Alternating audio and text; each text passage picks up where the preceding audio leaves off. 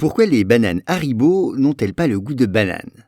Alors, si vous aimez les fruits, vous devez rechercher des bonbons qui en imitent le goût. Bien sûr, ce n'est pas tout à fait le même. La saveur de ces bonbons, recréés en laboratoire, ne peut pas être comparée tout à fait à celle des fruits. Mais dans certains cas, c'est encore plus flagrant, notamment pour les bonbons Haribo à la banane. Oui, ils ont bien un parfum de banane, c'est vrai, mais ce n'est pas vraiment celui du fruit acheté sur le marché.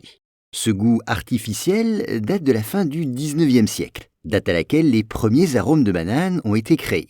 Mais si le bonbon diffère du fruit, ce n'est pas seulement parce que le goût du bonbon est artificiel. Il y a une autre raison. Car même s'il a été élaboré en laboratoire, ce goût artificiel imitait de très près celui d'une vraie banane. Seulement voilà, cette banane-là, vous ne la trouverez pas chez votre fruitier. Pourquoi donc? Car il s'agit de la banane Gros Michel. Une banane qui a disparu des étals de marché dès la fin des années 1960.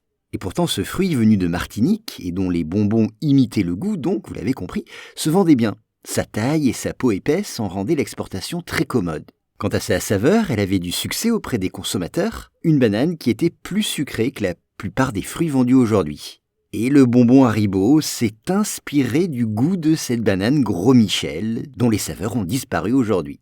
Mais alors comment expliquer cette disparition? Eh bien les Gros Michel ont été attaqués dans les années 50 par des champignons qui ont dévasté les plantations. Et la banane étant souvent exploitée sous forme de monoculture, les maladies lui causent des ravages irréparables.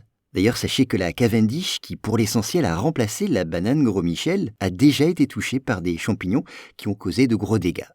Donc la banane Haribo a bien un goût de banane, mais seulement cette banane n'existe plus.